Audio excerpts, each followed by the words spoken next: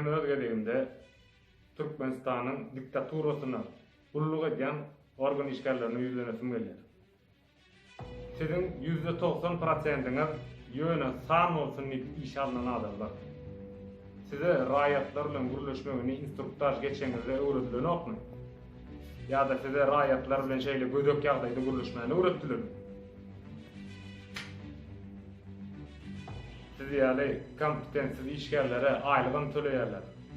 Sizi iş alanlaryna yüzüňize haram diýip ýazýarlar we siz şoňa taýyn bolup işe girýäňiz. Sizin soňuňyza gelirler. Size haýyş edip näçe gaýdylýar. Halkyň tarabyna geçin diýip.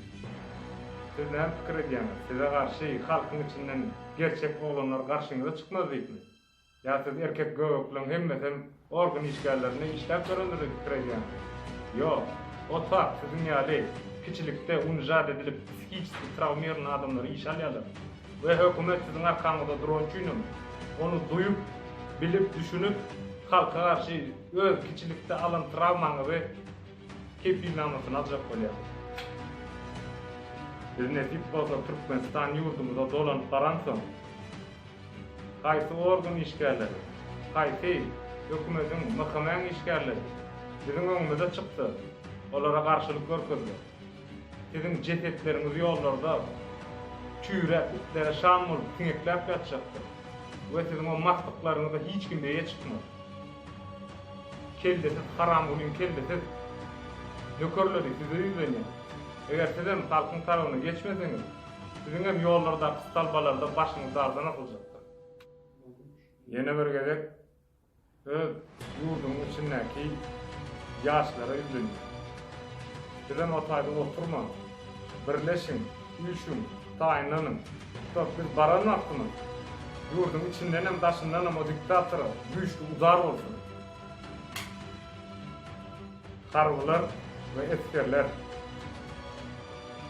Sizem öz diýişiňizi gyzap duran soň bu diktaturadan ýa-da eskerlere de ýüzlenýär.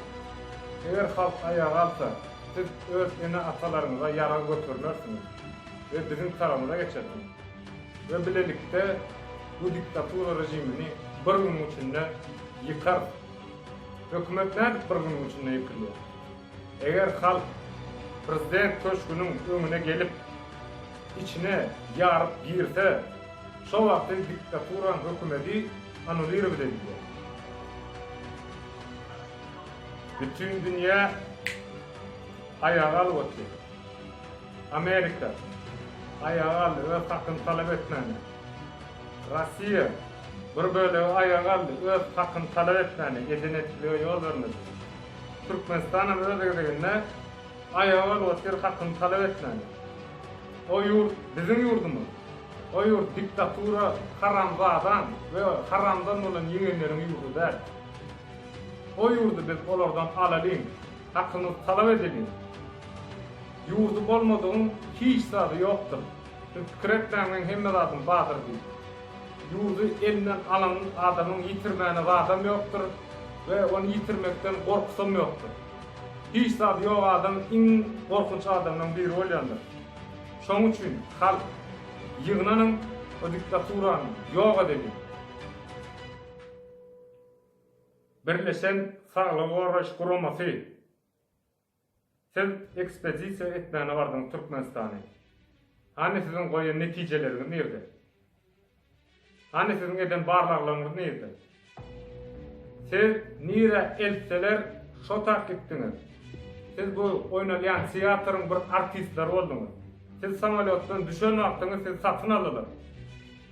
Siz näme üçin avtonomly bolup test etmediniz? Siz hiç zat barlamadyňyz. Siz otak aýlanyp gaýtdyňyz. Halk size hiç kimden hiç wagt kömek bolmaz. Bize kömek etjek diňe bir-birimiz. Bir-birimizden başga hiç kim bize kömek etmez. Hemme kişi diňe öz jügsüni öz bähwidini bilýändir.